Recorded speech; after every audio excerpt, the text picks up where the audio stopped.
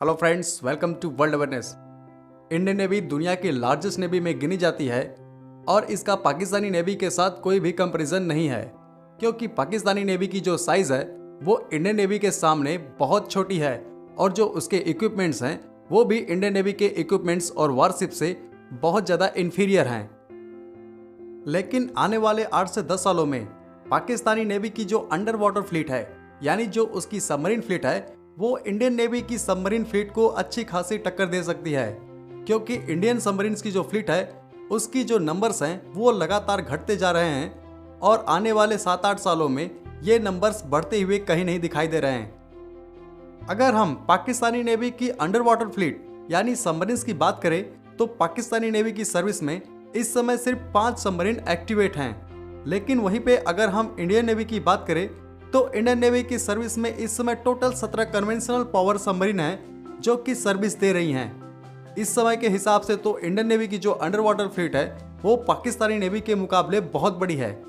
लेकिन 2030 से 2032 के बीच इंडियन नेवी के द्वारा अपने शिशुमार क्लास की 4 सबमरीन और किलो क्लास की 2 सबमरीन को रिटायर कर दिया जाएगा, यानी इंडियन नेवी के फ्लीट से 6 सबमरीन रिटायर हो जाएंगी और डायरेक्ट इंडियन नेवी 17 से घट के 11 पे आ जाएगी। हालांकि इंडियन नेवी के द्वारा 6 सबमरीन्स को खरीदने के लिए एक प्रोजेक्ट 75I भी शुरू किया गया है, जिसमें कई सारे देशों की कंपनियों ने अपने अपने सबमरीन्स को ऑफर किया है, लेकिन कोई भी सबमरीन इस प्रोजेक्ट के रिक्वायरमेंट को फुलफिल नहीं कर पा रही है। इसीलिए ये प्रोजेक्ट 6 से 8 सालों से लटका हुआ है और इसमें अभी तक कोई भी प्रोग्रेस नहीं देखा गया है। इसलिए इसके चांसेस बहुत कम है कि इंडियन नेवी को आने वाले 7 से 8 सालों में कोई नई सबमरीन मिल सकती है।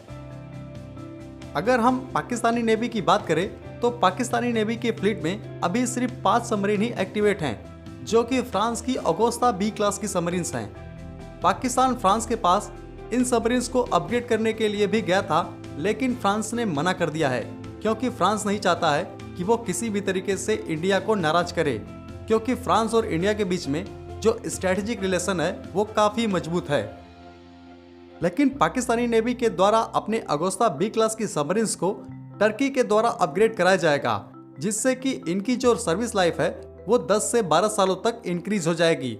इसके अलावा पाकिस्तानी नेवी ने चाइना के साथ भी एक डील किया है, जिसमें चाइनीज नेवी की टाइप 39 जो सबमरीन है उनके 8 यूनिट को पाकिस्तान को सप्लाई किया जाएगा और इसकी जो सप्लाई है वो 2023 से शुरू कर दी जाएगी और टोटल 8 सबमरीन्स को डिलीवर किया जाएगा पाकिस्तानी नेवी को। इनको लेके पाकिस्तानी नेवी के पास लगभग 12 से लेके 13 सबमरीन्स हो जाएंगी लगभग 2030-32 में, और भारत के पास भी उतने ही सबमरीन रहेंगी।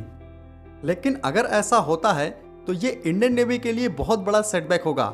क्योंकि अगर हम पाकिस्तानी नेवी को ही काउंटर नहीं कर सकते हैं तो चाइनीज नेवी को क्या काउंटर करेंगे, क्योंकि आए दिन जो चाइनीज नेवी की सबमरीन्स और वॉरशिप हैं उन्हें इंडियन ओशियन में देखा जाता है, क्योंकि चाइनीज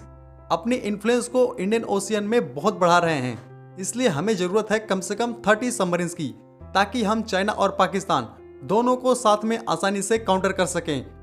तो इस सिचुएशन पे आपके विचार क्या हैं, आप कमेंट सेक्शन में कमेंट करके जरूर बताएं। मैं आपको और कुछ बातें बताता हूँ, जैसे कि रसिया के द्वारा अपने 2 किलो क्लास की सबमरीन को इंडियन नेवी को ऑफर किया गया है, वो इसे अपग्रेड करके इंडियन नेवी को देना चाहते हैं। और उसके साथ ही मझगांव डॉक लिमिटेड जो स्कॉर्पियन क्लास की 6 सबमरीन्स को बना रहा है, उसके द्वारा इंडियन नेवी को ये प्रपोजल दिया गया है